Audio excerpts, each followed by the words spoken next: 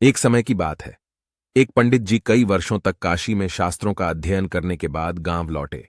पूरे गांव में शोहरत हुई कि काशी से शिक्षित होकर आए हैं और धर्म से जुड़े किसी भी पहेली को सुलझा सकते हैं। शोहरत सुनकर एक किसान उनके पास आया और उसने पूछ लिया, पंडित जी, आप हमें यह बताइए कि पाप का गुरु कौन है। प्रश्न सुनकर पंडित जी चकरा गए। उन्होंने धर्म व आध्यात्मिक गुरु तो सुने थे, लेकिन पाप का भी गुरु होता है, यह उनकी समझ और ज्ञान के बाहर था। पंडित जी को लगा कि उनका अध्ययन अभी अधूरा रह गया है। वह फिर काशी लौटे, अनेक गुरुओं से मिले, लेकिन उन्हें किसान के सवाल का जवाब नहीं मिला। अचानक एक दिन उनकी मुलाकात एक गणिका, वेश्या से हो गई। उसने पंडित जी से परेशानी का कारण पूछा तो उन्होंने अपनी समस्या बता दी। गणिका बोली, पंडित जी, इसका उत्तर है तो बहुत सरल है, लेकिन उत्तर पाने के लिए आपको कुछ दिन मेरे पड़ोस में रहना होगा। पंडित जी इस ज्ञान के लिए ही तो भटक रहे थे। वह तुरंत तैयार हो गए। गणिका ने अपने पास ही उनके रहने की अलग से व्यवस्था कर दी। पंडित जी किसी के हाथ का बना खाना नहीं खाते थे। अपने नियम आचार और धर्म परंपरा के कट्टर अनुयायी थे। गणिका के घर में रहकर अपने हाथ से खाना बनाते खाते कुछ दिन तो बड़े आराम से बीते, लेकिन सवाल का जवाब अभी नहीं मिला।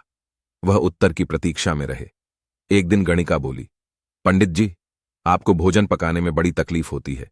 यहां देखने वाला तो और कोई है नहीं। आप कहें तो नहा धोकर मैं आपके लिए भोजन तैयार कर दिया करूं। पंडित जी को राजी करने के लिए उसने लालच दिया, यदि आप मुझे इस सेवा का मौका दें तो मैं दक्षिणा में 5 स्वर्ण मुद्राएं भी प्रतिदिन आपको दूंगी। स्वर्ण मुद्रा का नाम सुनकर पंडित जी विचारने लगे। पका पकाया भोजन और साथ में सोने के सिक्के भी, अर्थात दोनों हाथों में लड्डू हैं। पंडित जी ने अपना नियम, व्रत, आचार, विचार, धर्म सब कुछ भूल गए। उन्होंने कहा, तुम्हारी जैसी इच्छा, बस विशेष ध्यान रखना कि मेरे कमरे में आते जाते तुम्हें कोई नहीं देखे। पहले ही दिन कई प्रकार के पकवान बनाकर उसने पंडित जी के सामने परोस दिया। पर ज्यों ही पंडित जी ने खाना चाहा, उसने सामने से परोसी हुई थाली खींच ली। इस पर पंडित जी क्रुद्ध हो गए और बोले, यह क्या मजाक है। गणिका ने कहा, यह मजाक नहीं है पंडित जी, ये तो आपके प्रश्न का उत्तर है। यहां आने से पहले आप भोजन तो दूर, किसी के हाथ का पानी भी ना पीते थे, मगर स्वर्ण मुद्राओं के लोभ में आपने मेरे हाथ का बना खाना भी स्वीकार कर लिया।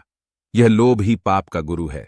शिक्षा, हमें किसी भी तरह के लोभ लालच को जीवन में अपनाए बिना जीवन जीने का प्रयास करना चाहिए।